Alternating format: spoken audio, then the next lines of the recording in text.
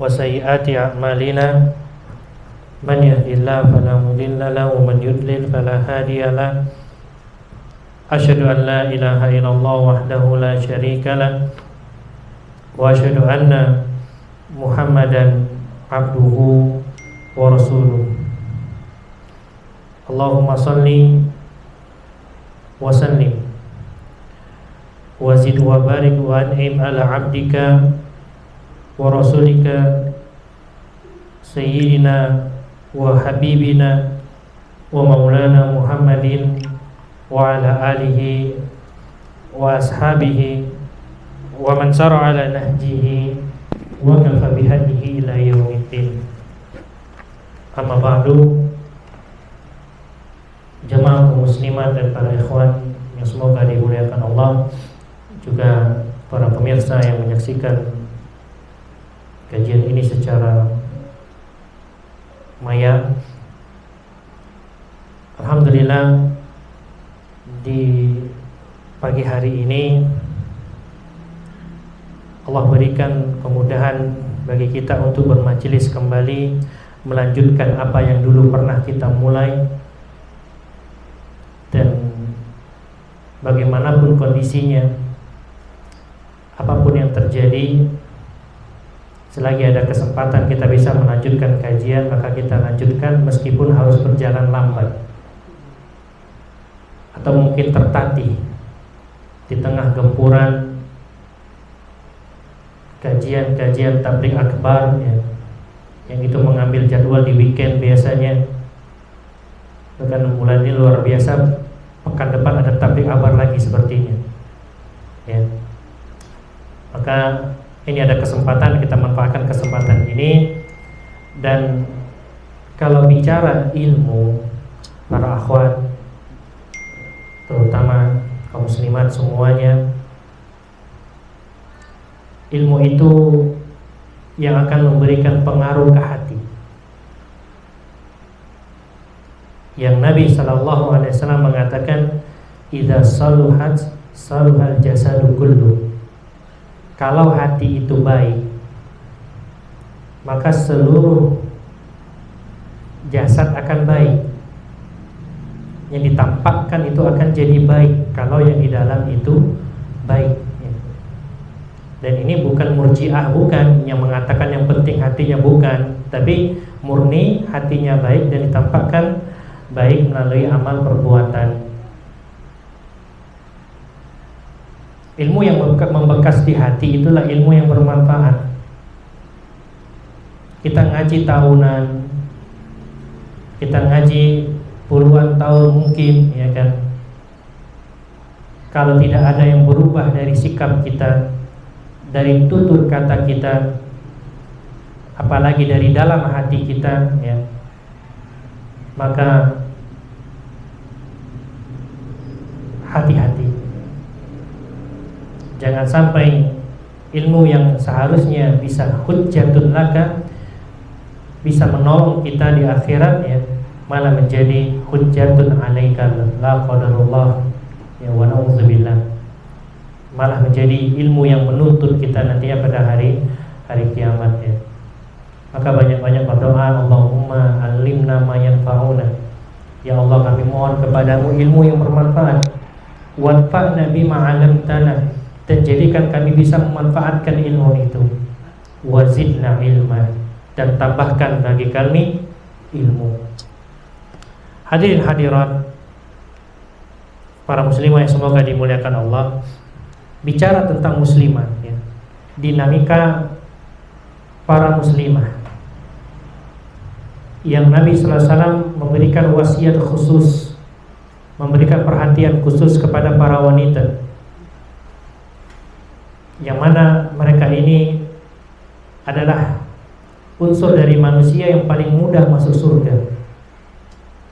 Namun ternyata ketika uridun nar, kata Nabi SAW, aku ditampakkan bagiku neraka, fa aktsaru ahlihan nisa, kebanyakan penghuninya adalah para wanita, ya. Di dalam riwayat Imam Muslim disebutkan sebabnya ada dua, tuksir narlaan wa takfur dan asyir. mulutnya para wanita itu terkadang gak bisa dijaga, suka melaknat, galak ngatoi wong, suka ngegosip, gibah jadi konsumsi yang biasa. Itu arti tuksir narlaan. Itu salah satu sebab para wanita banyak menjadi penghuni neraka. Sebab kedua adalah yakfurna ashir, tidak pandai berterima kasih kepada suaminya, dengan mudahnya menghilangkan segala kebaikan suaminya. Ana ingin menyoroti yang pertama, tuksir narlaannya, karena sifat ini adalah kelemahan para wanita. Maka Nabi sebutkan, maka hati-hati dengan kelemahan tersebut, ya. Hati-hati dengan lisan kita. Walaupun sebenarnya laki-laki juga diancam kalau tidak bisa jaga lisan, tapi dikhususkan perempuan, ya. Karena perempuan yang lidahnya paling mudah untuk melakukan yang namanya allaan tadi, ya. Ngatoi wong lain tadi. Ini kembali lagi ke ilmu tadi. Makanya di tengah gempuran takbir akbar yang banyak, biasanya para akhwat setelah takbir akbar itu kan ngumpul sama teman-temannya, sama koleganya, mungkin dia jadi panitia, ya. Tolong hindari satu, kalau lagi kumpul, ya, hindari memakan bangkai saudaranya sendiri, karena ini kelemahan wanita. Kalau sudah ada nyerempet ke arah situ, ya, bubar majelisnya. Jangan teruskan majelisnya, karena kita baru saja melakukan amal yang mulia, baru saja menuntut ilmu yang dengannya Allah mudahkan jalan menuju surga. Jangan kita hancurkan jalan itu dengan memakan bangkai saudara kita sendiri, ya. Di antara hukuman yang akan kita dapatkan pada hari kiamat nanti adalah semua pahala itu akan diambil sama korban kita, ya. Korban-korban yang galak kita katoin di dunia, ya, kita tidak minta maaf, kita tidak minta halalkan, itu semua kebaikan kita akan dia ambil nantinya pada hari kiamat. Jadi capek-capek kita menuntut ilmu, capek-capek kita belajar, capek-capek kita jadi panitia kajian, yang pahalanya dikasih sama orang lain. Sehingga pada hari kiamat, amilatun nasibah tasla naran hamiyah, ya. Capek-capek beramal ternyata nggak ada hasil, malah untuk orang lain, akhirnya masuk ke neraka jahanam. Wa iyadzubillah summa na'udzubillah, ya. Hati-hati para wanita dengan kelemahan tersebut, ya. Nabi mengabarkan demikian bukan untuk merendahkan para wanita, tapi untuk menjaga mereka. Nabi kasih tahu kelemahan itu agar dijaga, ya, baik oleh dirinya sendiri dan juga oleh orang-orang yang bertanggung jawab kepada dirinya, apakah itu orang tuanya ataukah itu suaminya, ya. Hendaklah mereka mengamalkan firman Allah Subhanahu wa taala, qu anfusakum wa ahlikum nar. Jagalah diri kalian dan keluarga kalian dari api neraka. Baik. Kita berbicara sirah an-nabawiyah, ya. Di dalam sirah an-nabawiyah kita selalu saja disajikan dengan kisah-kisah heroik. Selalu ada pahlawan dan tokoh jagoan yang muncul di setiap kisah yang kita baca. Namun pemeran utama dari sirah yang kita pelajari tidak lain dan tidak bukan adalah baginda Nabi Sallallahu Alaihi Wasallam. Ya, beliau adalah aktor utamanya dalam sirah kali ini, dan sirah ini bukanlah hal yang fiktif, namun benar-benar terjadi di masa hidup beliau. Dan para hero, para pahlawan yang disebutkan dalam sirah nabawiyah adalah the real superhero yang pernah ada dalam sejarah umat Islam, ya, yang akan terus dikenal dengan tinta emas, bertuliskan lembaran perak di buku-buku para ulama, dan akan terus dikaji oleh anak-anak umat Islam, ya, sampai nanti Allah menghendaki ilmu ini nantinya diangkat oleh Allah Subhanahu wa taala. Maka kesempatan yang berharga tidak kita sia-siakan untuk kembali mengupgrade ilmu kita, ya. Karena semuanya di zaman serba teknologi, ya, perkembangan maya ini semuanya upgrade, ya. Kalau ada brand HP yang baru upgrade dari 14 menuju 15, ya, ilmu kita pun harus upgrade, ya. Dan tidak hanya teknologi yang upgrade, pelaku kejahatan pun juga upgrade, ya. Sekarang sudah masuk ke sistem yang ada di handphone kita dengan bermacam-macam jurus. Itu kalau di dunia saja kita nggak upgrade ilmu tentang bahaya-bahaya yang akan menjerumuskan kita, menjadikan kita korban penipuan. Kalau kita nggak upgrade tentang itu, kita binasa. Apalagi kalau kita tidak upgrade ilmu kita yang akan menjelaskan kepada kita ranjau-ranjau yang akan membahayakan diri kita nanti yang untuk negeri akhirat kita, ya. Wal akhiratu khairu wa abqa. Akhirat itu lebih baik dan lebih kekal. Tapi ternyata bal tu'thiruna hayatad dunya. Kita ini lebih suka kehidupan dunia, ya. Dunia ini menipu, hijau dan indah, tapi dia hanya sementara. Maka jangan masukkan dunia ke hati. Cukup dunia itu di tangan kita, dan hati kita tetap rindu kepada kampung akhirat. Karena dunia bukan negeri kita, bukan tempat tinggal kita, ya. Dunia ini adalah darul bala, tempat Adam dihukum, tempat bapak kita dulu dihukum, dan kita bukan tinggal di sini, ya. Maka jangan lupa jalan pulang, jangan lupakan jalan pulang, karena rumah kita bukan di sini. Nah, kita masuk ke tentang peristiwa Khaybar, ya. Setelah kemarin kita jalan-jalan di Khaybar, kita saksikan bagaimana pengkhianatan Yahudi Khaybar yang menyebabkan mereka akhirnya, ya, negeri mereka ditaklukkan oleh baginda Nabi SAW dan para sahabatnya.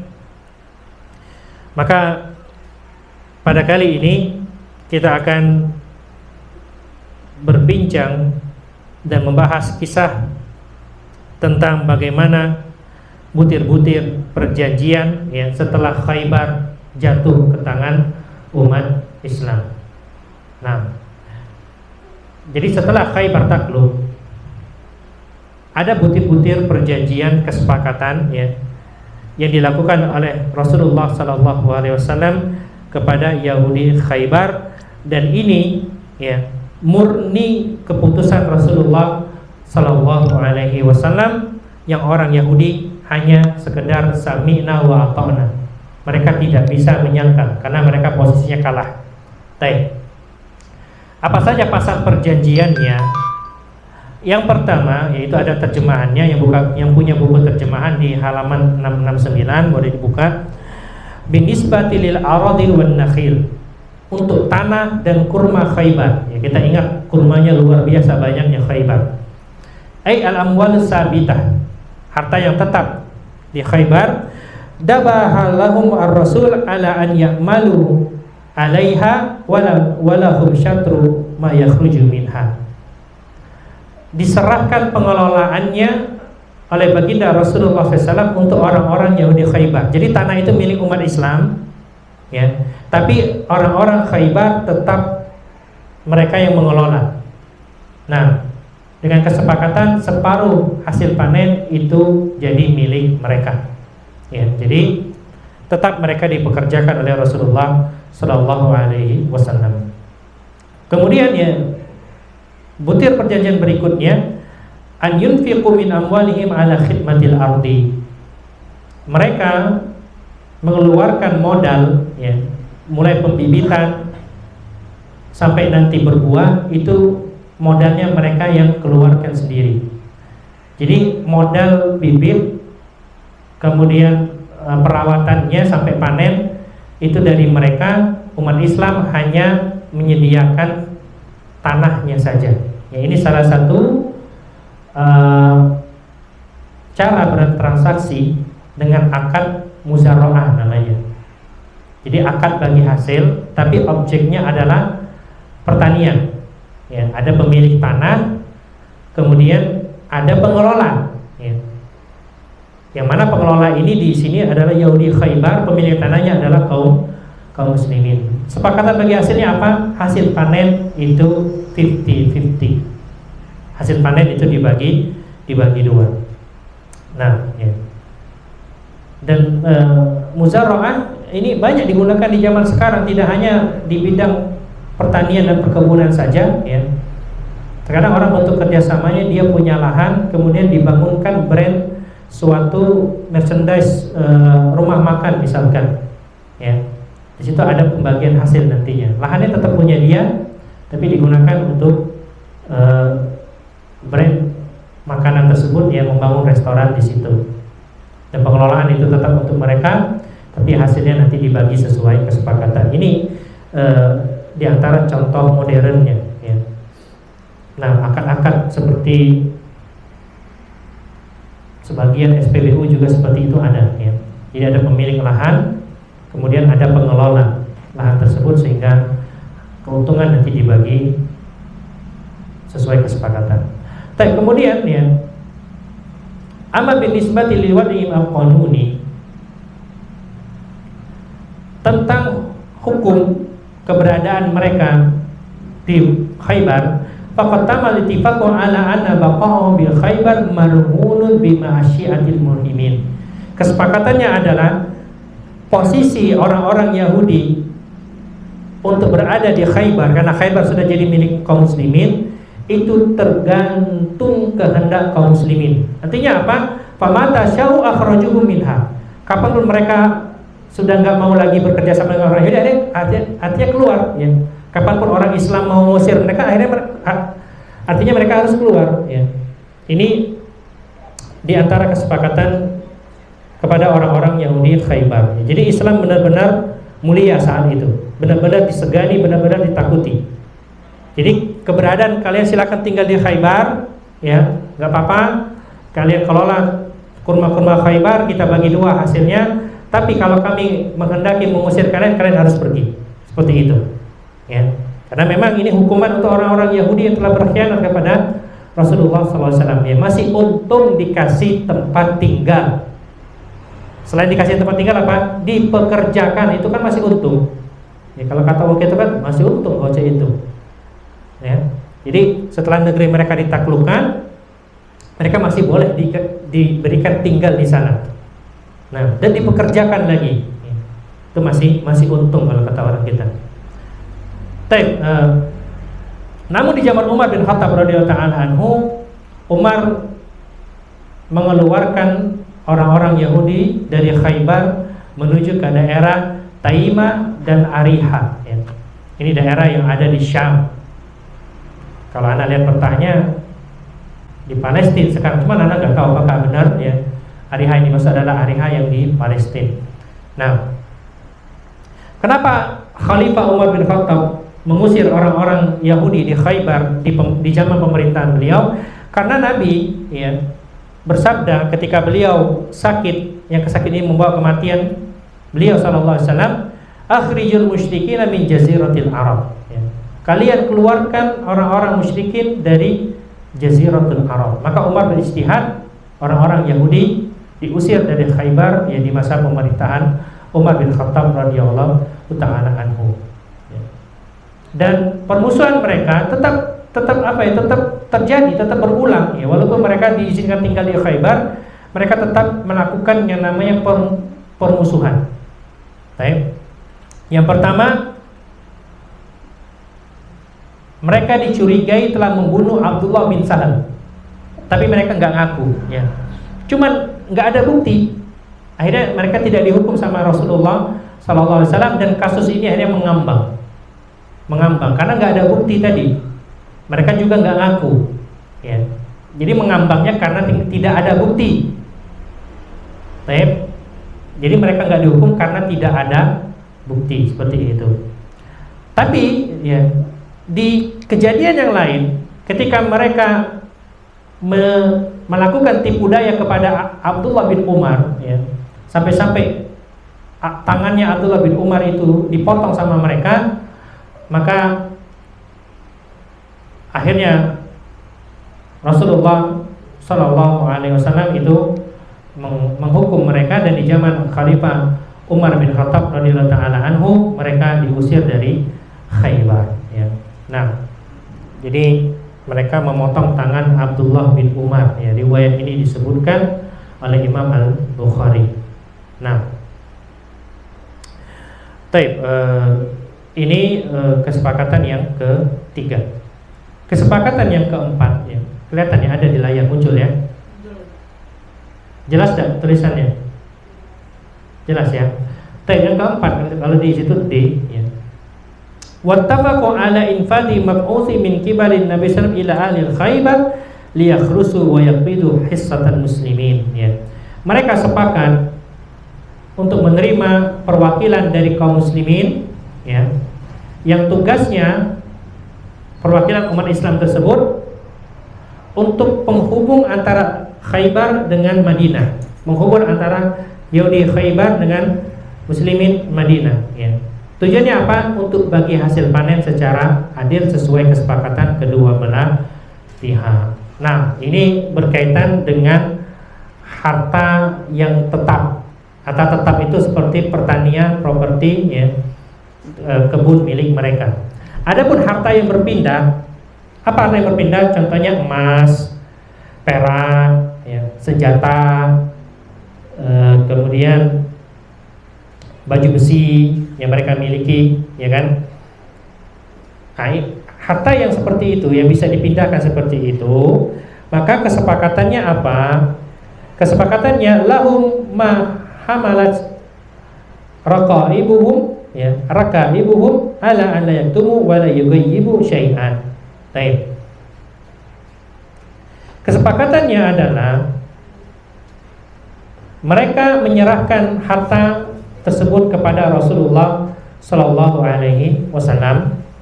Adapun yang dibawa oleh tunggangan mereka itu silakan mereka bawa sendiri, dengan syarat mereka tidak boleh menyembunyikan sedikit pun dari harta ghanimah Khaybar, ya, karena mereka sudah takluk, harta mereka sudah jadi milik kaum muslimin. Kalau ada disembunyikan, maka mereka melanggar perjanjian tersebut. Nah, apa sanksinya? Kalau mereka melanggar, ya, jaminan aman dan perjanjian itu tidak ada untuk yang melanggar. Maka Huyai bin Akhtab, salah satu pembesar Khaybar yang tewas di perang Khaybar, Huyai bin Akhtab ini yang makamnya luar biasa, ya. Makanya dia tewas di perang Khaybar. Makamnya luar biasa untuk Rasulullah dan kaum muslimin pada waktu itu, ya. Namun yang spesialnya ini putri beliau. Siapa nama putri beliau? Sofia. Sofia bintu Huyai. Siapa Sofia?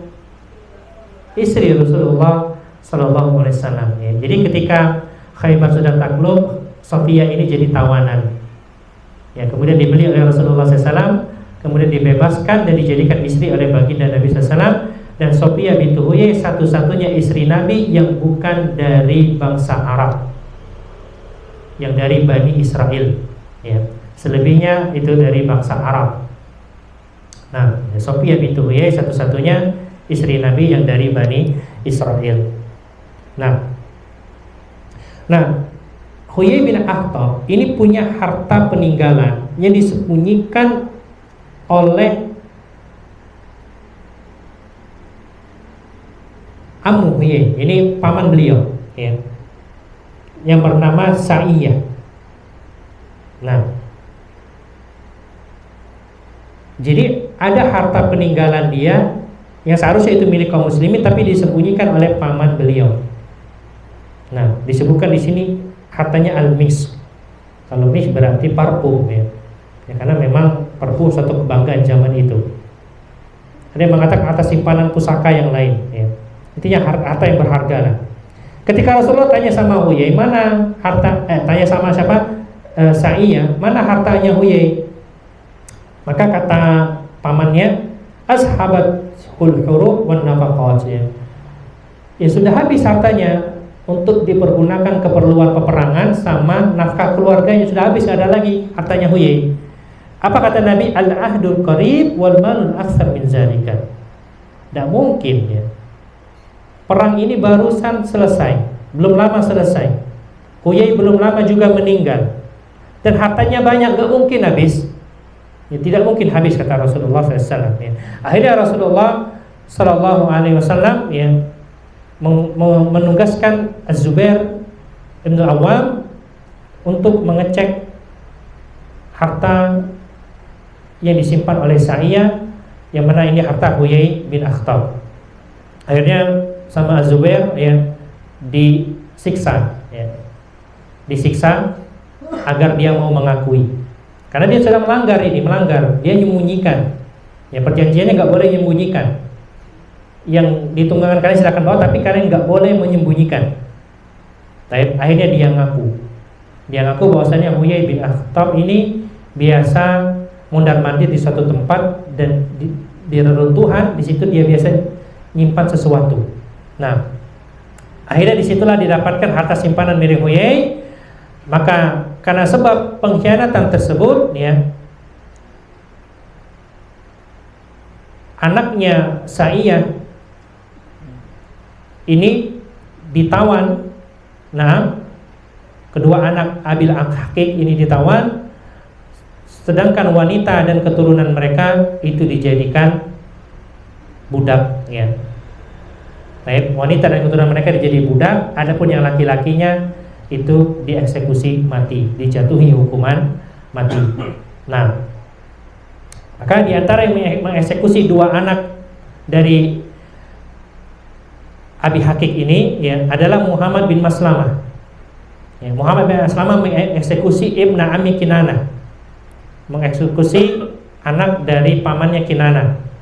Ya. Kenapa dieksekusi? Padahal ya, Ibna Ami Kinana ini, anaknya Ami Kinana ini, dia yang nunjukin di mana hartanya Huyai. Ya, tapi dia juga dieksekusi mati, padahal dia nunjukin. Kenapa? Ya. Karena sebab pengkhianatan yang pertama, ya, karena kan satu keluarga. Jadi satu keluarga ini menyembunyikan, satu keluarga ini yang dapat hukuman. Sehingga keluarga Abi Hakik yang laki-lakinya dieksekusi mati, yang perempuan dan anak-anaknya dijadikan tawanan ya. Salah satu yang dieksekusi mati adalah Ibnu Ami Kinana, ini dieksekusi mati oleh Muhammad bin Maslamah ya. Selain karena sebab pengkhianatan, karena Ibnu Ami Kinana ini ketika perang Khaybar dia telah membunuh saudaranya Muhammad bin Maslamah, yaitu Mahmud bin Maslamah ya. Jadi ada Muhammad, ada Mahmud. Baik. Jadi bapaknya namanya Maslamah, punya anak namanya Muhammad sama Mahmud. Ya, sama, artinya sama ya, Muhammad ini terpuji, Mahmud itu juga terpuji ya. Nah, kemudian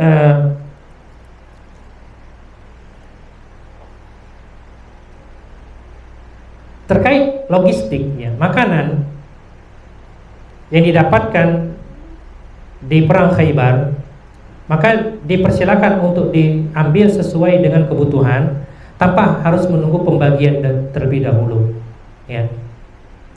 Karena pembagian ghanimah, Bapak Ibu yang semoga dimuliakan Allah ya, ghanimah itu kan dibagi menjadi 5 bagian. 1/5-nya untuk Allah dan Rasulnya, untuk zawil qurba wal yatama wal masakin ya, untuk Allah, untuk Rasul, untuk kerabat Rasul, kemudian untuk anak yatim dan untuk orang-orang miskin ya. Jadi dibagi 5, ghanimah itu 1 bagian, artinya 1/5 untuk 5 tadi ya, Allah, Rasul, zawil qurba wal yatama wal masakin. Kemudian 4/5 ini untuk seluruh prajurit yang ikut perang ya. Yang berkuda dapat 2 bagian, yang dia tidak berkuda itu 1 bagian. Jadi kudanya dapat 1 bagian, dia dapat 1 bagian. Nah, ini cara bagi ghanimah. Nah, ini cuma ketika peperangan ya. Nah, semua harta rampasan dibagi seperti itu. Nah, adapun makanan itu boleh dimakan pada waktu itu ya, sesuai dengan kebutuhan. Nah, yang seharusnya makanan juga dibagi sebenarnya, tapi diperbolehkan pada waktu itu. Maka semua sahabat yang pada Bai'atur Ridwan ya. Bai'atur Ridwan ini terjadi di mana? Di Hudaybiyah. Insyaallah kami kemarin ke Hudaybiyah ya. Ternyata sumur tempat baiat itu sekarang sudah dipagari sama pemerintah Saudi Arabia. Masih ada sumurnya ya, tapi sudah dipagari karena banyaknya jamaah-jamaah yang ziarah ke situ melakukan tabaruk yang tidak syar'i, akhirnya dipagari. Ya, kalau dulu masih boleh masuk katanya, tapi sekarang sudah tidak diperbolehkan masuk lagi. Begitu juga runtuhan Masjid Hudaybiyah yang lama, sudah dipagari sekarang, ya, nggak boleh lagi masuk. Ya.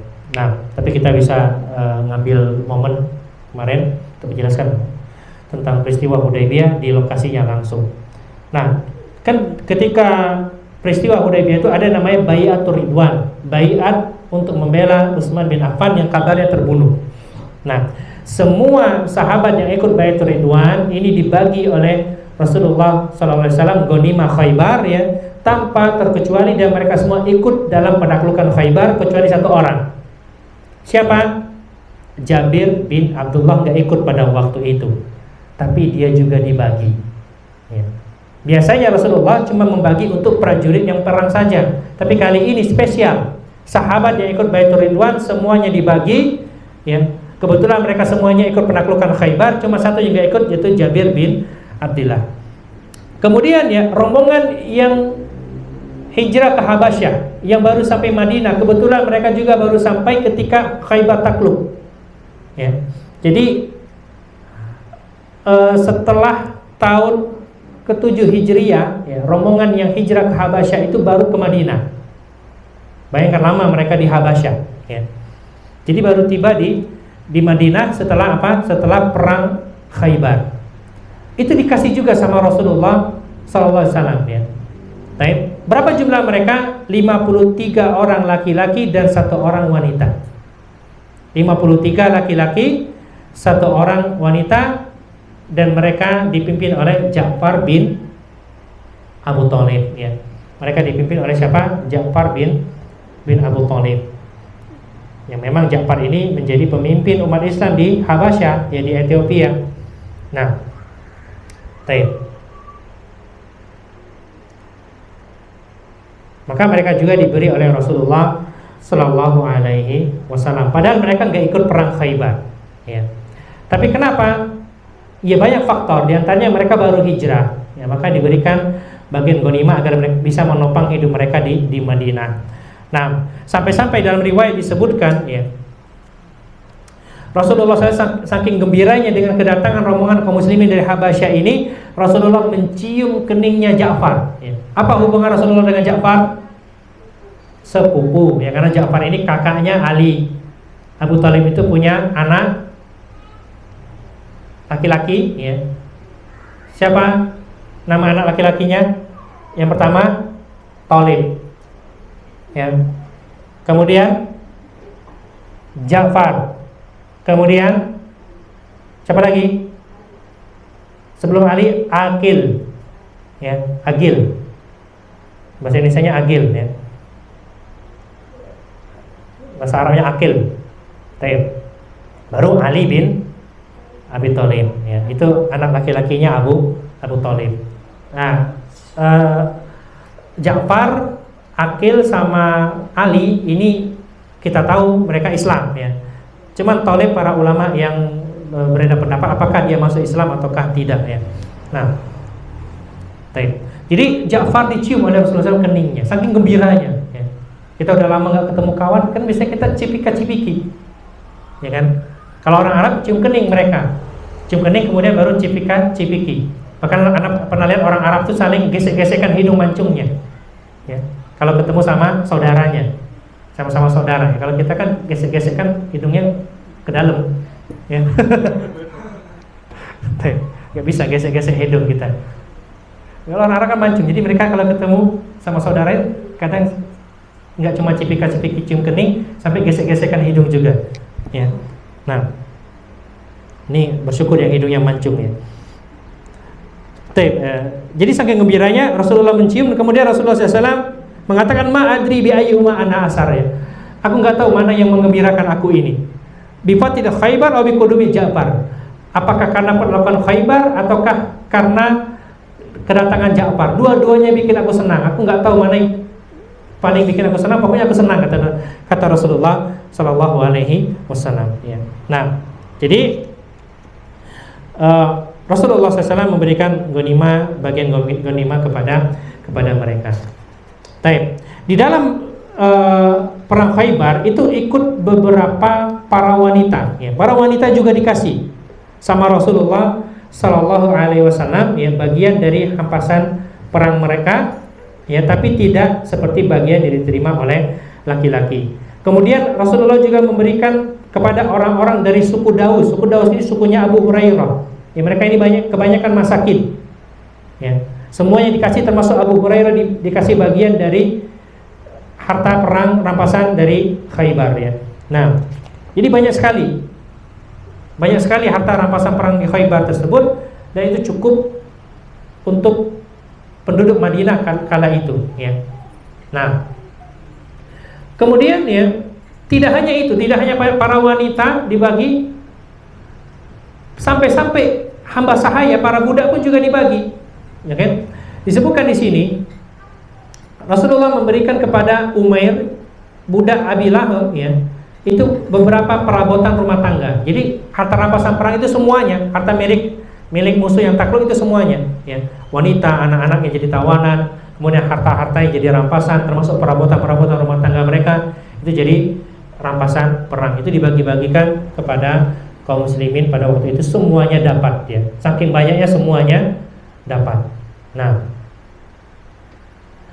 kemudian, ya, Rasulullah SAW juga memberi wasiat untuk menyisihkan sebagian harta rampasan Khaybar kepada orang-orang yang dikenal dengan Ad-Dariyin, ya. Nah, ini pembagian harta Khaybar. Tapi ada kisah unik di Khaybar ini, kisah bagaimana Hajjaj bin Alat As-Sulami itu nipu orang Quraisy, ya. Karena kenapa? Dia ingin mengamankan hartanya di Mekah, jadi dia nipu orang Quraisy. Emang boleh nipu dalam kondisi peperangan, boleh, ya. Dalam rangka untuk membela hak sendiri itu diperbolehkan bersyarat, ya. Seperti kisah Hajjaj bin Alat As-Sulami. Nah, ada yang mau baca ada? Halaman 673, ya. Dalam pada itu, diawali dengan kalimat dalam pada itu. Nah, coba dibaca kisahnya. Dalam pada itu, kaum kafirin Quraisy di Mekah merasa penasaran dengan hasil akhir perang Khaybar. Mereka bolak-balik menanyakannya kepada setiap kafilah yang baru datang ke Mekah.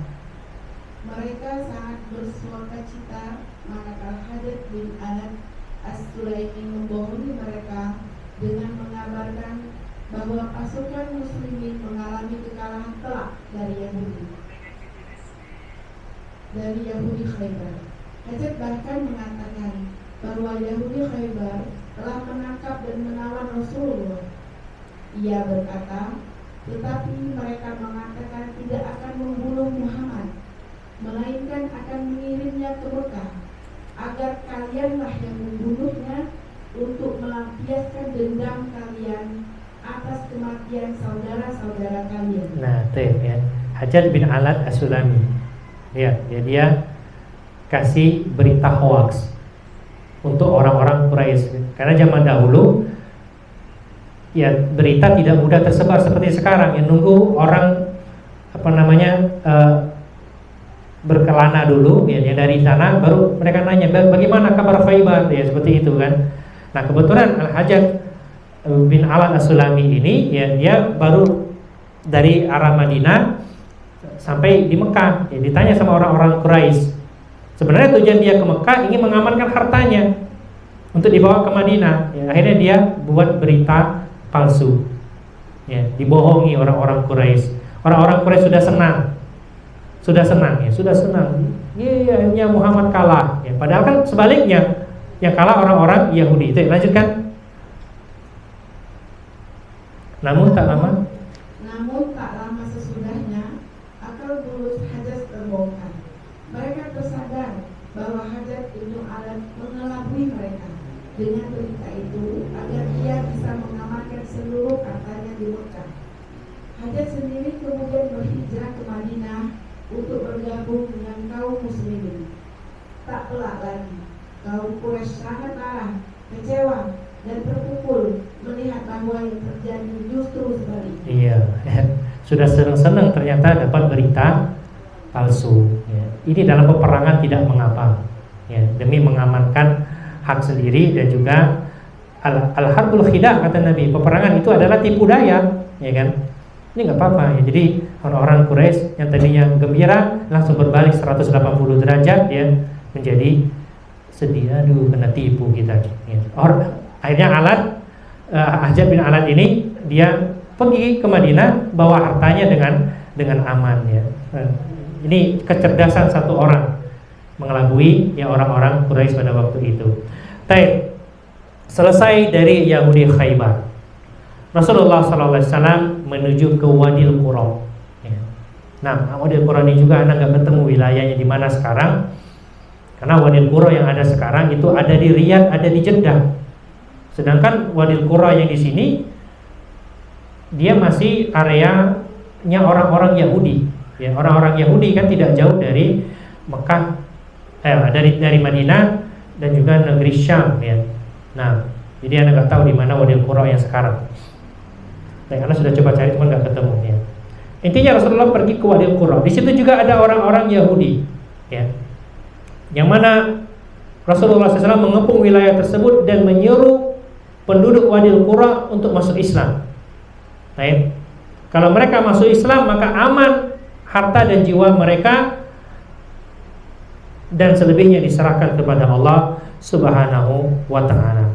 Nah, tapi apa yang terjadi? Yang terjadi fabaraza rajulun minhum.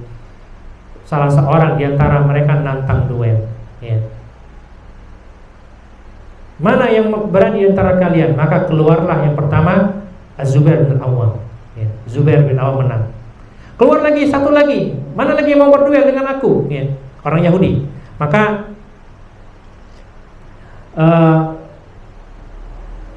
disebutkan siapa yang kedua? Ada nggak terjemahan? Ali, ya.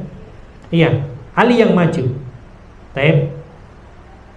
Ali yang maju. Taib. Kemudian setelah itu Abu Dujana yang maju, ya.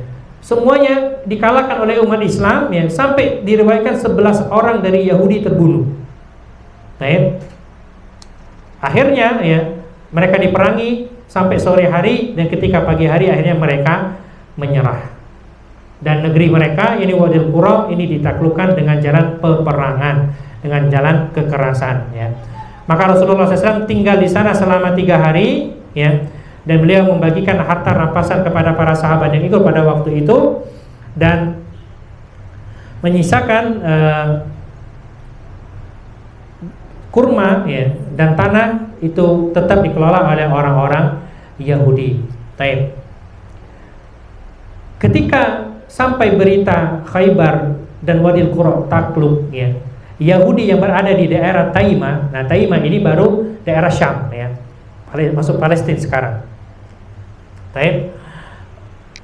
Mereka sudah dengar Yahudi Padak sudah takluk, Yahudi Khaybar sudah takluk, Yahudi Wadil Qura sudah takluk. Ya, akhirnya mereka sepakat untuk mengambil jizyah kepada Rasulullah SAW. Jizyah ini kalau sering terjemahkan upeti, ya, kalau bahasa sekarang pajak, cuman beda, nggak sama dengan pajak sekarang.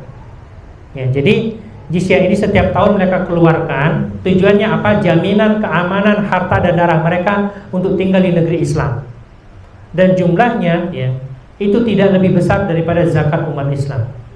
Hanya sekitar 1 atau 2 dinar setahun. Ya. Ini kalau orang yang mampu. Kalau orang nggak mampu, terkadang mereka tidak dipungut, ya. Mereka dibiarkan atau ditanggung sama Yahudi yang mampu yang lain. Baik. Akhirnya mereka sepakat untuk mengambil jizyah. Nah, dan ketika di masa Umar bin Khattab, ketika orang-orang Yahudi Khaybar diusir dari wilayah kaum muslimin, Yahudi Padak diusir dari wilayah kaum muslimin, ya, Yahudi Taimah dan Wadil Qura itu tidak diusir. Kenapa? Karena mereka bukan bagian dari Hijaz, ya. Mereka tinggal di daerah Syam. Hanya Yahudi Hijaz saja yang diusir, ya, sehingga mereka tidak lagi berada di negeri Hijaz. Sehingga sejak saat itu, sejak zaman Umar bin Khattab, tidak lagi pernah kita saksikan, ya, orang-orang non Muslim masuk ke tanah haram, ya. Ada wilayah yang tidak boleh dimasuki oleh orang-orang non Muslim, itu tanah haram. Baik.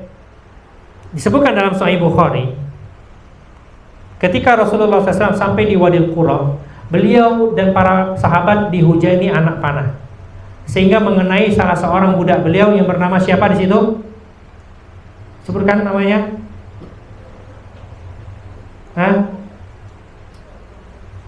Itu ada di halaman 675. Di terjemahan namanya Mu'addim, ya. Wallahu alam, ya. Kalau di versi buku Arabnya namanya Mid'am, bukan Mu'addim tapi Mid'am. Jadi ketika mereka kaum muslimin dihujani anak panah, terkena salah seorang budak Rasulullah yang bernama Mid'am, ya. Para sahabat mengatakan seperti ini, hani allahu bil jannah. Oh, masya Allah, dia masuk surga, selamat, akhirnya dia masuk surga. Ya, karena kenapa? Dia budaknya Rasulullah, dia ikut perang Khaybar, dia ikut penaklukan Wadil Qura, ya. Apa kata Rasulullah SAW? Kala wallazi bi nafsi biyadihi inna syamlata allati akhadaha yawma Khaybar min maghanim lam yusibhal maqasim la tashtailu alaihi nara, ya. La tashtailu alaihi nara. Kata Nabi SAW, tidak demikian yang jiwaku berada di tangannya. Sesungguhnya, ya, sehelai kain yang dia curi sebelum pembagian ghanimah Khaybar itu akan dinyalakan api neraka untuknya. Taib. Maka ketika Nabi ngomong itu, ya, maka ada dua orang atau satu orang datang kepada Nabi membawa satu atau dua sendal, ya, yang dia curi sebelum ghanimah itu dibagikan. Ya, jadi aturan dalam peperangan itu, ibu-ibu, ketika harta rampasan perang itu sudah siap untuk diambil, itu dikumpulkan dulu, dikumpulkan di hadapan panglima, kemudian baru dibagikan, ya, seperti pembagian kita sebutkan tadi. Nah, terkadang ada saja prajurit-prajurit nakal itu, sendal bagus diambillah dikit, ya, kain bagus ini ambillah dikit, ya. Salah satunya budaknya Rasulullah tadi mengambil kain, dan akhirnya dia tewas, ya, belum sempat bertobat, kata Nabi dia termasuk penghuni neraka, ya. Akhirnya mendengar hal tersebut, ada orang balikan Rasulullah, ini sendal yang aku ambil dari perang Khaybar. Apa kata Rasulullah? Syirakun au syirakani minnar. Ini akan jadi bagian dari api neraka, ya, kalau tidak engkau kembalikan, ya. Jadi pembagian ghanimah ini tunggu setelah terkumpul semua dan dibagikan oleh panglima perang saat itu. Tapi ada 26 pelajaran kalau di buku anak, ya, yang bisa kita ambil dari peristiwa Khaybar. Makanya judul kajian kita hari ini apa? Belajar dari peristiwa Khaybar. Ada berapa di situ? 22, berarti kurang 4, ya. Kita lihat mana yang kurang, nanti anak tambahkan. Baik, silakan dibaca nomor 1. Fadhal. 1. Hukum fikih, hikmah dan pelajaran dari perang Khaybar. 1. Rasulullah melarang keras tindakan pengkhianatan. Barang siapa meninggal dalam keadaan berkhianat, ia akan masuk ke dalam api neraka. Taib hasbuk, ya, cukup. Nah, ini diantara bentuk pengkhianatan adalah apa? Mengambil harta rampasan perang sebelum dibagikan, ya. Itu termasuk bentuk gulul. La yaqbalullahu shadaqata min gulul, kata Nabi SAW. Sedekah tidak diterima dari harta gulul. Harta gulul itu apa? Harta hasil berkhianat. Ya, kalau zaman sekarang berkhianat dengan cara apa? Korupsi. Ya, jadi kalau ada orang korupsi sedekah, ya, masjid besar misalkan, tidak diterima pahalanya kalau dia hasil korupsi. Baik, yang kedua. 2. Rasulullah melarang makan daging keledai piaraan. Baik, keledai piaraan, dangki. Ya, bahasa kitanya keledai. Ada dua, himar dalam bahasa Arab, himarul ahli sama himar wahsi, ya. Himar ahli ini, himar insi ini. Keledai piaraan namanya dangki. Itu suaranya jelek sekali, ya. Suara keledai itu ringkikannya keras, memekakkan telinga. Jadi ketika di Hudaybiyah kita ke peternakan unta, kebetulan ada keledai. Ya, kita dengar sangat jelek. Makanya Al-Quran mengatakan apa? Inna angkarul aswati la sautul hamir. Sejelek-jelek suara itu suaranya keledai. Ya. Dia mekik, berdengking, ya. Kemudian suaranya jelek. Ini perumpamaan di surat Luqman itu, perumpamaan suara keledai itu seperti orang yang kalau ngomong mekik-mekik, tujuannya apa? Untuk menyombongkan diri. Baik. Maka kalau kita ngomong, usahakan jangan mekik-mekik, ya. Tetap dengan volume yang bisa didengar oleh bersama, tapi tetap jaga etika ketika berbicara. Karena angkarul aswati wa sautul hamir. Seburuk-buruk suara ada suara keledai, ya. Baik. Kemudian yang ketiga, Rasulullah melarang makan daging bigal atau sejenis kuda poni. Kuda poni. Nanti anak-anak bayanginya kuda poni. Baik. Ini beagle itu Ibu ya. Baik. Anas perlihatkan. Nah, itu beagle. Kelihatan enggak, Bu? Jelas enggak? Jelas ya, kita terangi lagi kalau belum jelas. Baik. Ada lagi.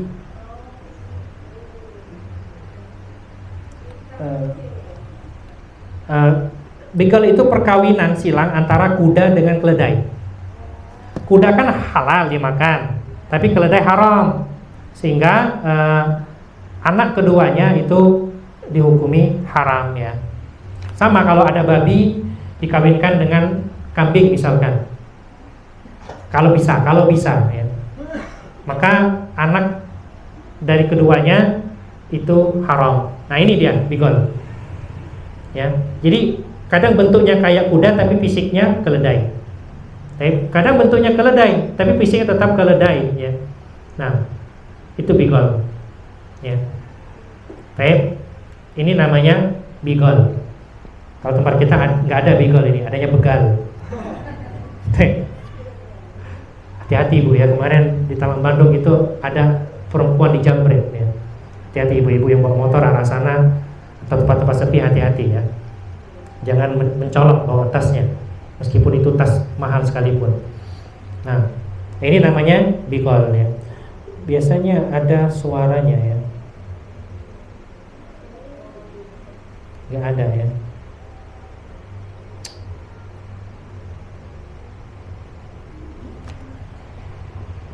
Coba kita cari suara keledai. Sautul hamir.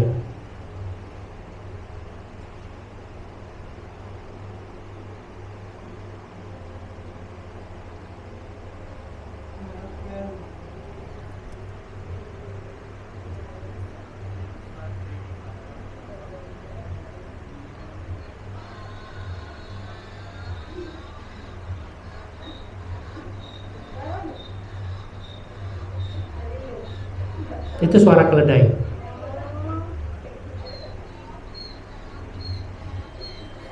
Jelek kan? Iya. Makanya keledai ini permisalan buruk dalam Al-Quran, ya. Suaranya buruk, kemudian juga kedunguannya juga buruk.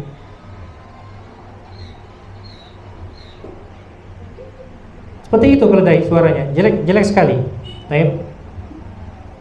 Suara keledai. Nah, kita kembali ke materi kita. Ya. Jadi dia memang hewan yang digunakan untuk tunggangan, tapi tidak untuk dimakan, ya. Tapi suaranya sangat berisik, ya. Itu kita dengar di YouTube, ya. Kalau dengar aslinya sangat memekakkan telinga, ya, suaranya. Ya. Nah, nggak tahu di kebun binatang ada nggak itu keledai. Nah, karena ini tunggangannya orang-orang padang pasir. Dan itu termasuk tunggangan yang standar lah. Kalau ibarat kita tuh motor bebek gitu. Tunggangan yang mewahnya adalah unta, ya. Baik, lanjut. 4. Larangan untuk memakan binatang buas yang bertaring atau burung yang bercakap. Iya, ya nggak boleh. Ketemu anak harimau misalkan, ketemu anak singa, anak beruang, ya. Walaupun lucu, imut-imut, kelihatannya lezat dimakan, tidak boleh dimakan, ya. Burung elang, ya, yang punya cakar nggak boleh. Apalagi yang punya cakar burung nih? Yang cakarnya itu digunakan untuk memangsa. Monyet boleh tak? Tidak boleh lah, ya. Maksud haram itu ya, karena dia punya cakar monyet. Tidak diperbolehkan. Jadi setiap hewan yang memiliki cakar atau burung yang mempunyai cengkraman untuk memangsa hewan lain itu haram dimakan. Ya. Nah, lanjut. 5. Larangan untuk menggauli kawan perempuan yang hamil sampai ia bersuci kembali. Iya, jadi kan dalam peperangan wanita-wanita itu jadi tawanan kalau lelakinya kalah, ya. Lelakinya dieksekusi mati ataupun dijadikan budak juga, tergantung pemerintah yang menang waktu itu. Tapi perempuan itu pasti jadi tawanan dan dia jadi budak, ya kan? Makanya perbudakan di atas dunia dihapuskan. Nggak ada lagi namanya perbudakan di zaman sekarang, ya. Karena nggak ada perang, ya. Nggak ada perang. Alhamdulillah zaman sudah terbuka. Kalau dulu orang-orang mengira TKI, TKW yang begawe di Arab itu jadi budak. Kalau dulu, alhamdulillah zaman sekarang sudah terbuka informasi, nggak ada lagi yang beranggapan demikian kecuali orang yang memang dungu, ya. Nggak ada lagi perbudakan di zaman sekarang, ya. Nah, dan kalau misalnya perang dapati budaknya hamil, ya, tawanannya hamil, itu tidak boleh digauli sampai dia melahirkan anaknya. Kenapa? Dalam rangka menjaga nasab, ya, karena kan nasab termasuk yang paling dijaga di dalam agama kita. Oke, lanjut. 6. Larangan untuk mengendarai jalalah, makan dagingnya dan minum susunya. Jalalah ini hewan yang makan dari najis, dari kotoran, ya. Seperti ada sapi makan dari sampah, pokoknya dari sesuatu yang kotor lah, yang membahayakan. Lele atau ikan makan dari sepiteng, ya kan? Anda pernah baca berita, ya, orang murah sepiteng ketemu lele sebesar paha. Itu tidak boleh dimakan. Memang tidak boleh dimakan, ya, seperti itu. Hewan itu nggak boleh dimakan, nggak boleh juga diminum susunya, ya. Tapi boleh ditunggangi. Kalau mau dimakan, maka ada tahap kalau orang corona dulu, dia karantina. Nah, dikarantina dulu. Dikarantina, dikasih makanan bersih, ya. Ada yang mengatakan sebulan, pokoknya sampai diperkirakan dagingnya sudah bersih, susunya sudah bersih, baru boleh dimakan. Jadi karantina dulu. Begitu juga ikan-ikan yang makan dari kotoran, itu nggak boleh langsung dikonsumsi, tapi dikarantina dulu ke tempat yang bersih, ya. Nah, itu hewan jalalah namanya, nggak boleh dimakan. Termasuk ini tumbuhan, ya, tumbuhan yang diberikan pupuk dari kotoran yang najis, ya. Jadi ada kotoran yang tidak najis, kotoran hewan ternak, ada kotoran najis. Bedakan. Ya, nah, yang dari najis itu juga harus dikarantina dulu. Jadi dikasih pupuk yang bersih dulu, baru dia boleh dikonsumsi. Oke, lanjut. 7. Larangan untuk mengambil harta rampasan perang sebelum dibagikan. Ya, ini jelas sudah kita jelaskan tadi, ya. Kalau ngambil sebelum dibagikan namanya apa? Korupsi. Lanjut. 8. Allah menganugerahkan berbagai mukjizat kepada Rasulullah sebagai bukti kenabian dan pelajaran bagi orang-orang yang mau memikirkannya. Baik, apa saja mukjizatnya? 1. Di kisah Khaybar. Di antara mukjizat itu kedua mata Ali yang sakit langsung sembuh setelah diapakan? Iya. Basako itu bahasa Arab, basako ini kan diolesi air ludah, bukan. Basako itu benar-benar diludahi, ya, seperti itu mata Ali sama Rasulullah SAW. Cuman jangan kita praktekkan dengan kawan kita sini. Mata kau sakit ya, sini. Ya. Jangan, ya. Ini khusus Rasulullah karena air liur beliau berkah. Ya, kalau kita corona, air liur kita corona, virus, TBC, macam-macam lah. Jangan coba-coba kita. Ini khusus Rasulullah Sallallahu Alaihi Wasallam, ya. Kemudian mukjizat yang kedua, paha kambing ngomong sama Nabi. Ya, paha kambing ngomong sama Nabi kalau dia diracuni. Baik. Yang ketiga, ya, Rasulullah menyembuhkan luka Salama bin Aqwa dengan apa? Nah, ini juga salah terjemahan, ya. Karena bahasa Arabnya annahu nafasa salasan nafasat. Nafasa itu seperti di surah Al-Falaq apa? Wa min syarrin nafasati fil uqad. Nafasa itu meniup, tapi ada air liur keluar dikit. Makanya makrojnya, coba ibu baca nafasa pakai makroj, pakai tajwid. Pelan-pelan. Kan seperti kita mau mengeluarkan sedikit ludah kan? Nafasa. Nah, seperti itu nafasa. Ya. Jadi ada tiupan, cuman keluar sedikit air liurnya, itu nafasa. Jadi ditiup seperti itu sama Rasulullah, bukan diusap. Kalau diusap bahasa Arabnya masaha. Ya, masaha yamsahu, mim sahha. Kalau ini nun fa sa. Ya, baik. Jadi bukan diusap tapi ditiup oleh Rasulullah SAW dengan sedikit air liur ya. Baik. Yang 9, dalam pembagian harta rampasan perang, pasukan yang datang membantu setelah perang berakhir tidak berhak mendapatkan bagian dari rampasan itu, kecuali atas izin dan kerelaan pasukan yang ikut berperang. Ya, jadi ada pasukan yang ikut berperang, ada yang baru datang tapi perang sudah selesai. Ya, mereka tujuannya ingin ikut perang juga. Nah, mereka ini boleh dibagi kalau pasukan yang berperang itu mengizinkan, karena itu kan hak yang berperang. Ya, itu maksudnya. Baik. Berikutnya 10. Diperbolehkan memperkerjakan orang lain untuk menggarap lahan dengan sistem separuh hasil, sebagaimana yang dilakukan oleh Rasulullah. Beliau memperkerjakan kaum Yahudi Khaybar untuk menggarap lahan-lahan di Khaybar. Pola ini termasuk kategori kerjasama musyawarah dan sistem bagi hasil mudharabah. iya, musyarakah dan mudharabah ya. Kita punya lahan, ada yang mengelola, nanti hasil panen bagi dua ya, seperti itu. Ini diperbolehkan ya, dan ini sudah dicontohkan oleh Rasulullah Shallallahu Alaihi Wasallam. Lanjut. 11.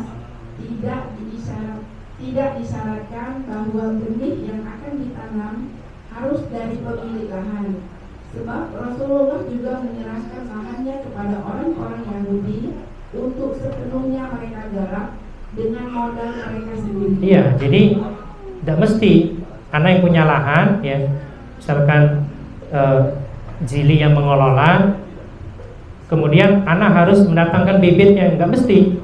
Boleh kesepakatannya, pokoknya saya hanya menyediakan lahan, semuanya silakan urus engkau, nanti panen kita bagi 50-50. Boleh seperti itu ya. Yang penting kedua-duanya sepakat dan saling ridho. Nah, kemudian 12. Hasil panen dihitung setelah dipotong modal atau benih yang telah dikeluarkan. Pembagiannya juga harus demikian. Artinya, pembagian itu bukan dihitung dari hasil penjualan dan tidak boleh dibagi oleh salah satu pihak saja. ya, jadi intinya panen nih. Ya, modalnya berapa? Keluarin dulu. Kemudian ya hasil panen itulah yang dibagi, bukan hasil penjualan. Hasil panen itulah yang dibagi. Nanti silakan jual sendiri-sendiri atau manfaatkan sendiri-sendiri ya. Nah, baik, kemudian 13. Seorang pemimpin diperbolehkan mengadakan perjanjian damai yang diizinkan syariat dan membatalkannya kapan saja. ya boleh sebagaimana Nabi mengadakan perjanjian dengan orang-orang Yahudi Khaybar. Nah, berikutnya 14. Diperbolehkan menyertakan syarat untuk sebuah perjanjian damai dan pemberian jaminan keamanan. Rasulullah mensyaratkan kepada masyarakat Yahudi Khaybar untuk tidak menyembunyikan atau merahasiakan apapun dari kaum muslimin. Namun, mereka ternyata menyembunyikan harta benda nilai agar tidak ikut dirampas oleh kaum muslimin. Iya, ya. Ini salah satu ibrah ya. Jadi syarat perjanjian damainya adalah kalian tidak boleh menyimpan harta rampasan perang milik kaum muslimin ya, yang masih ada sama kalian, harus dikeluarkan semuanya. Kalau ada yang melanggar, maka perjanjian damainya tidak berlaku untuk yang melanggar. Baik, kemudian ya, ada yang baca yang ke-15 ya, Rasulullah SAW mengambil hukum dengan indikasi-indikasi atau tanda-tanda seperti perkataan beliau ya, hartanya banyak dan beliau baru meninggal, gak mungkin habis Karena pamannya Huyai tadi berdusta. Katanya hartanya Huyai itu sudah habis untuk biaya perang sama nafkah keluarga, yang nggak mungkin hartanya sebanyak itu sudah langsung habis ya. Jadi ada kaurinahnya, ada indikasinya orang ini berbohong. Boleh kita mengambil hukum dengan seperti itu. Kemudian yang ke-16 ya, bolehnya mengusir ahlu zimmah dari negeri Islam kalau sudah tidak butuh lagi dengan mereka. Ini sebagaimana Umar bin Khattab mengusir Yahudi Khaybar sepeninggal Nabi SAW karena sudah nggak butuh lagi dengan harta Khaybar, ya kan? Di zaman Umar apa? Zaman Umar Persia dan Romawi takluk, ya, istana emas dan istana berlian takluk di tangan Umar bin Khattab. Jadi nggak butuh lagi harta dari Khaybar ya. Khaybar diserahkan kepemilikannya kepada kaum muslimin kembali. Jadi orang-orang Yahudi diusir. Kemudian ya, yang ke-18. Nah ini yang tidak disebutkan di buku ibu-ibu. Di 18 versi Ana itu apabila ya ada pihak yang melanggar janji, seperti contoh pamannya Huyai tadi, maka keluarganya yang ikut mendukung mendiamkan pelanggaran tersebut itu juga dihukum ya. Kecuali kalau mereka tidak setuju dengan pelanggaran tersebut, baru mereka tidak dihukum. Tapi kalau mereka diam atau bahkan setuju, mereka semuanya dihukum. Sebagaimana satu keluarga dihukum oleh Rasulullah SAW, yang laki-lakinya dieksekusi mati dan perempuan serta anak-anaknya dijadikan tawanan. Salah satu tawanan siapa? Sofiyah bintu Huyai. Nah ini kenapa Sofiyah bisa ditawan ya. Selain kalah karena juga ada pengkhianatan dilakukan oleh pamannya Huyai. Baru yang berikutnya, yang ke-19 nomor anak tapi 18 versi ibu-ibu, bolehnya. Nah, ibu-ibu yang baca ini, coba dibaca. Seorang laki-laki diperbolehkan 18. Iya, 19 versi anak ya. Ini seorang laki-laki. Iya, seorang laki-laki. 18. Seorang lelaki diperbolehkan membebaskan atau memerdekakan budak perempuannya dan menjadikannya pembebasannya sebagai mahar pernikahannya. Ia diperbolehkan menikahi budak perempuan yang telah dibebaskannya itu tanpa seizin yang bersangkutan, tanpa saksi dan tanpa wali selain dirinya. Sebab wali seorang budak adalah tuannya. Ia juga tidak perlu mengucapkan kalimat nikah atau perkawinan. Demikian yang dilakukan oleh Rasulullah terhadap Sofiyah. Iya, ya, Sofiyah radhiyallahu taala anha, ummul mukminin. Ya, itu prosesi nikah beliau dengan Rasulullah sallallahu alaihi wasallam. Ya, tadinya budak kemudian dimerdekakan dan dinikahkan. Jadi kalau punya budak ya boleh seperti itu. Cara menikahkannya seperti itu ya, karena walinya budak itu tuannya. Ya. Jadi ini hukum perbudakan yang beda dengan hukum wanita merdeka. Kalau wanita merdeka harus pernikahan seperti yang kita pahami bersama ya. Kemudian yang berikutnya ya, bolehnya seseorang berdusta dalam rangka membela haknya sebagaimana dilakukan siapa? Hajat bin Alat ya. Kemudian yang berikutnya ya, barang siapa yang membunuh orang lain dengan racun, maka kisosnya sama. Dia dihukum mati dengan diracuni juga. Itu kalau dalam hukum Islam. Jadi dia bunuh orang lain dengan meracuni dengan kopi sianida misalkan. Maka hukuman untuk dia juga harus minum kopi sianida. Iya, bukan di penjara seperti itu. Ya, itu kalau dalam hukum Islam. Kemudian ya, bolehnya memakan sembelihan ahlu kitab. Makanan mereka halal, menerima hadiah dari mereka juga halal ya. Dan ini terjadi ketika Nabi menerima hidangan kambing bakar dari wanita Yahudi. Ternyata kambingnya sudah diracuni. Kemudian ya, Rasulullah mencontohkan ketika menaklukkan suatu daerah, menaklukkan suatu negeri, terkadang beliau membagi seluruh daerah tersebut kepada kaum muslimin. Terkadang beliau tidak membaginya sama sekali. Terkadang beliau membaginya sebagian dan menahannya sebagian. Ini semua pernah dilakukan oleh Rasulullah SAW ya. Ketika beliau menaklukkan Bani Quraisyah dan Bani Nadir, itu semuanya dibagikan untuk kaum muslimin hasilnya. Ketika menaklukkan kota Mekah, beliau tidak membagikannya sama sekali. Ketika menaklukkan Khaybar, setengah untuk kaum muslimin, ya, setengah untuk Yahudi. Khaybar hasil panennya. Kemudian yang ke-24 di Persiana, ya, bolehnya membunuh orang-orang kafir yang melanggar di bulan haram, yang melanggar perjanjian. Kemudian yang berikutnya, pembagian ghanimah ini sudah dibagikan ini 1/5 untuk Allah dan Rasulnya dan anak yatim, orang miskin dan kerabat Rasul, selebihnya untuk pasukan kaum muslimin, ya. Kemudian yang terakhir, memakan makanan, ya, bekas kaum musyrikin sebelum pembagian ghanimah itu diperbolehkan sesuai hajat. Karena paceklik ketika Khaybar itu ditaklukkan, ya, ketika Khaybar takluk, kaum muslimin itu ada yang langsung makan kurmanya Khaybar padahal belum dibagikan, itu diperbolehkan dengan syarat sesuai kebutuhan. Alhamdulillah selesai dari peristiwa Khaybar. Artinya, ya, kita sudah detik-detik Mekah ingin ditaklukkan. Tapi sebelum Mekah takluk, Rasulullah mengirimi surat-surat kepada raja-raja dunia, dan kita akan baca apa isi surat tersebut di pertemuan yang akan datang, ya. Karena kan Quraisy lagi ditahan nih, nggak bisa mengganggu kaum muslimin, ada perjanjian damai. Jadi Rasulullah bisa berdakwah kepada raja-raja dunia. Romawi, Persia, Habasyah itu dikirimi surat oleh Rasulullah SAW.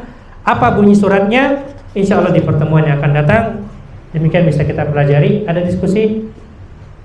Mungkin kalau ada, ya, kalau tidak ada kita bisa cukupkan sampai di sini. Silakan. Nah, Tadi kan kita disahkan tentang jalalan iya. Saya ingat ada satu macam pemeliharaan ikan yang minat. Apa? Ikan yang di atasnya kandang ayam kan ya? Kandang ayam? Oke. Kotoran hewan yang halal dimakan dagingnya itu tidak najis. Ya, kotoran hewan yang halal dimakan dagingnya itu tidak najis. Dalilnya apa? Nabi SAW mempersilakan sholat di kandang unta. Ya, Nabi SAW mengajarkan diantara tibun nabawi untuk kesembuhan, minum susu unta sama dengan air kencingnya, ya, dicampur. Ya, susu unta itu luar biasa efeknya, benar-benar membersihkan perut. Jadi kita nyicip satu botol kecil, botol imut itu susu unta, ya, itu nggak nyampe setengah jam itu isi perut kita sudah bersih. Ya, rasanya nyaman, enteng sekali perut kita. Itu diantara khasiat susu unta. Nah, dan air kencingnya juga untuk pengobatan yang diajarkan oleh Rasulullah SAW. Jadi intinya apa? Kotoran hewan yang halal dimakan dagingnya itu tidak najis. Ya. Adapun hewan yang tidak halal, maka kotorannya najis. Ya. Maka kita contohkan tadi lele yang keluar dari septic tank. Ya. Itu kan bisa besar dia, nutrisinya terpenuhi di situ. Baik bagi lele tapi tidak baik bagi kita. Ya. Maka itu termasuk jalalah yang haram. Tapi ada lagi?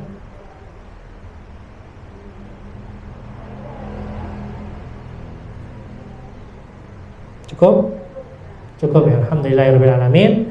Terima kasih atas segala perhatian dan mohon maaf atas segala kekurangan. Kita tutup majelis kita dengan doa kafaratul majelis. Subhanakallahumma wa bihamdika asyhadu an la ilaha illa anta astaghfiruka wa atubu ilaik. Assalamualaikum warahmatullahi wabarakatuh.